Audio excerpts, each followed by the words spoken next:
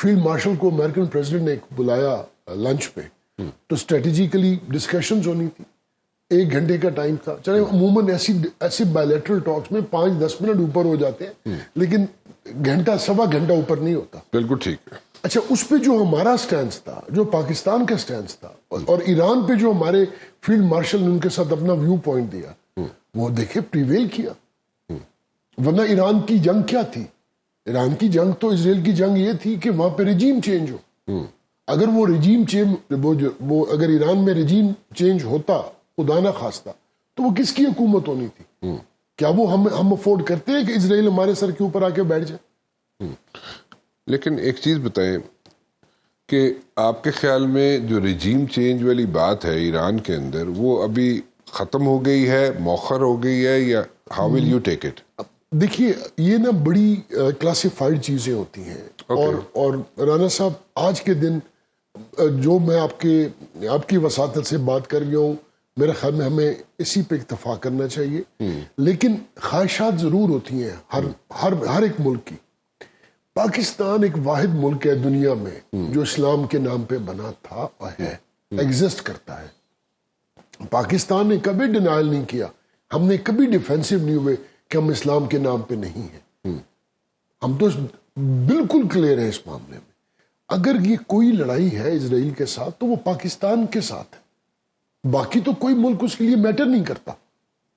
اب مجھے بتائیے نا اسٹریٹجیکلی اسرائیل کے لیے کون اس کی آنکھ میں کھٹکتا ہے؟ نیوکلیر ٹیکنالوجی کس کے پاس اسٹیٹ آف دا آرٹ ہے؟ پاکستان کے پاس. مسلم امہ اس کو خطرہ کس سے ہے؟ مسلم امہ سے. مسلم امہ میں سب سے کمپیٹنٹ آرمی کس کی ہے؟ پاکستان کے پاس. سب سے کمپیٹنٹ ایئر فورس کس کے پاس ہے؟ پاکستان کے پاس. سب سے اچھی نیوی کس کے پاس ہے؟ پاکستان کے پاس. اچھا پھر خدا کا کرنا ہے کہ تینوں ہمارے سروسز چیف کے جو ہیڈز ہیں وہ کمال کے لوگ ہیں. مطلب آپ دیکھ لیں, ایک حافظ قرآن ہے, دوسرا ہر وقت باوضو رہتے اور ایمان کی حد تک وہ کمیٹڈ لوگ ہیں. تو یہ ایک میں تو اس کو ایک اللہ کی رحمت سمجھتے ہوئے اس کو اس انداز سے دیکھتا ہوں کہ یہ خصوصی رحمت ہوئی ہے کہ چیزیں اپنے آپ سیدھی ہونے شروع ہو گئی. انڈیا کے اندر سے آواز اٹھنی شروع ہو گئی ہے. اب جو G7 کینیڈا میں ہوئی, بہت زیادہ ریزنٹمنٹ آئی کہ آپ نے کیوں مودی کو بلا رہے, اور اس کو آخری وقت میں انویٹیشن دیا گیا. پھر اس کے اندر انڈیا کے جو پنجابی سکھس ہیں وہاں پہ کینیڈا میں, انہوں نے وہاں پہ اوپن اپنی انڈیپینڈنٹ اسٹیٹ کے نعرے لگائے, جو ہمیں توڑنے آیا تھا پاکستان کو, جس نے بلوچستان کے اندر جیسے اپنی ابتدا کی پراکسی وار کی, جس نے بلوچستان کے اندر لوگوں کو اپنی پے رول پہ لیا ہوا تھا. اور الحمدللہ ہمیں وہاں پہ بھی کامیابی حاصل ہوئی اور اللہ کے فضل سے ہوتی جا رہی ہے. تو یہ آپ دیکھیں تو صحیح یہ چیزیں کیا ہے کہ ہر جگہ سے اس کو منہ کی کھانی پڑ رہی ہے. سو اگر یہ کہا جائے کہ پراکسی وار کے جو اس وقت جو ایکٹیو ہونے کی کوشش کرتا ہے, ابھی ریسنٹلی بھی واقعہ ہوا, تو ہم اپنے ویسٹرن بارڈر کو اگر دیکھیں, ٹھیک ہے, تو اس میں جو جس طریقے سے وہ ایشوز کریٹ کرنے کی کوشش کر رہا ہے انڈیا, وہ بھی ان دا ڈیز ٹو کم ختم ہو جائیں گے یا ان کو ہینڈل کر لیا جائے گا؟ ہم اس کو کیسے ہم لیں؟ مبشر بھائی مجھے نا زیادہ ایشو ویسٹرن بارڈرز پر اتنا نظر نہیں آتا. اچھا, اس کی ایک ریزن ہے. اس کی ایک ریزن یہ ہے کہ ادھر ہمارا بہت ایک پورس بارڈر ہے ود افغانستان.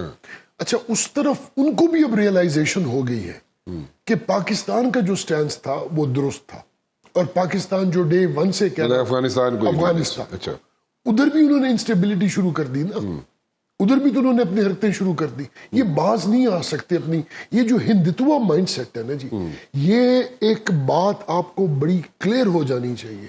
دیکھیں پاکستان کے اندر ہندو بھی ہیں, سکھ بھی ہیں.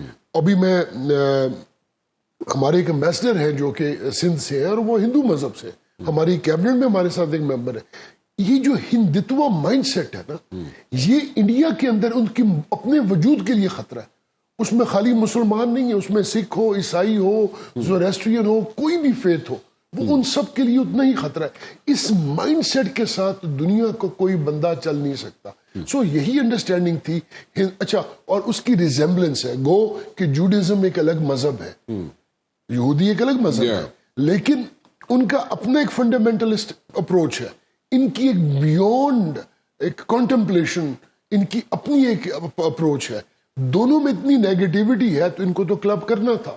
اسی لیے میں بارہا کہتا رہا کہ ہماری جو یہ جنگ تھی یہ پاکستان اسرائیل سے لڑا ہے انڈیا کی شکل میں. ڈرونز ان کے، میزائلز ان کے، ٹیکنالوجی ان کی، انٹیلیجنس ان کی، سب کچھ ان کا تھا.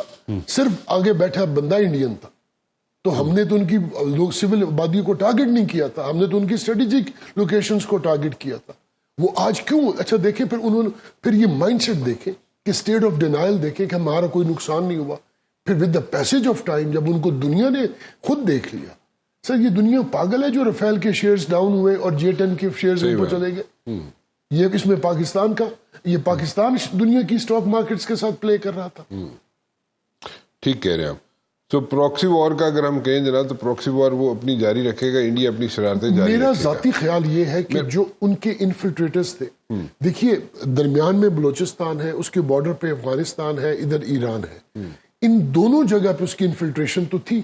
اور یہ کیوں ایگریویٹ کیوں ہوئی؟ اس کی وجہ یہ تھی کہ فیلڈ مارشل صاحب نے 2 اٹیمپٹس کر لیے، اور وہ ایسے اٹیمپٹ تھے وہ دنیا میں کسی کو ہضم نہیں ہونے تھے. پہلا اٹیمپٹ انہوں نے کیا کہ مائنز اینڈ منرلز پہ ایک بہت بڑی کانفرنس کرا دی بلوچستان پہ.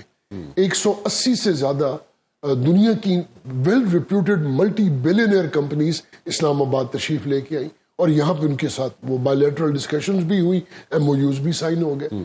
پہلی ایک وجہ. دوسرا انہوں نے اوورسیز پاکستانی سے انویسٹمنٹ کانفرنس کرا دی. اس میں جو پاکستانی ڈائسپورا ہے جو دنیا میں ویل پلیسڈ ہے، ویل اسٹیبلشڈ ہے، ان کو موقع دیا کہ وہ پاکستان آئے. جب وہاں پہ آئے، آپ بھی وہاں تشریف فرما تھے، آپ کے اور کولیگز بھی تھے، ہم لوگ بھی کیبنٹ والے بھی وہاں تھے. آپ نے دیکھا کہ ہی اسپوک فار 43 منٹس.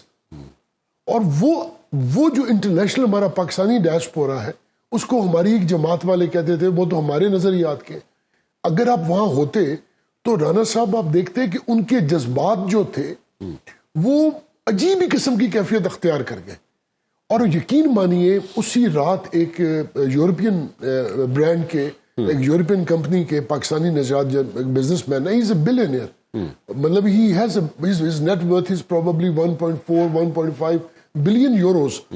تو وہ مجھے ملے، انہوں نے کہا یار میرا تو مائنڈ سیٹ چینج ہو گیا، میرا تو پورا پرسپیکٹو چینج ہو گیا. اتنی کوئی پارٹی جھوٹ بول سکتی ہے؟ دیکھیں نا، ایک برانڈنگ ہے، ایک لمیٹیشن ہے. ISPR ایک پالیسی سٹیٹمنٹ دے سکتا ہے، وہ کسی کی ذاتیات پہ کبھی نہیں آئے گا. فیلڈ مارشل پاکستان کی بات کر سکتے ہیں، وہ کسی ایک بندے کو ٹارگٹ نہیں کر سکتے. تو یہ چیزیں جب سامنے آئیں تو اب یہ انڈیا کے لیے ہضم کرنا آسان تھا، ٹھیک ہے، اسرائیل کے لیے ہضم کرنا آسان تھا. اچھا اب رضا صاحب مجھے ایک بات بتائیں، دیر آر سو مینی کال انٹرسیپشنز، ٹھیک ہے، اتنی کال انٹرسیپشنز ہمارے پاس موجود ہیں جس میں پروف ہوتا ہے کہ را جو ہے پاکستان میں انسٹیبل کرنے کے لیے پاکستان کو ایکٹیو ہے. صرف یہ نہیں ہے، صرف جعفر ایکسپریس کی کالز انٹرسیپشنز نہیں ہے، اس کے علاوہ بھی بہت ہے. میرے خیال میں شہادت ہوئی ہے نا میجر صاحب کی ابھی ریسنٹلی بھی، جی آپ کو یاد ہوگا. جی ہاں. سو ایک نہیں ہے، میرے خیال میں 313 کالز ہوں گی. بالکل ٹھیک ہے، 313 کالز ہیں، ان میں سے ہم ساری کالز جو ہیں اگر ساری سامنے رکھنا شروع کر دیں، اور کیوں نہیں رکھ رہے؟ نہیں میں مبشر بھائی آپ یہ فرما رہے ہیں نا کہ کیوں نہیں رکھ رہے. ہاں، آپ یہ دیکھیں اصل چہرہ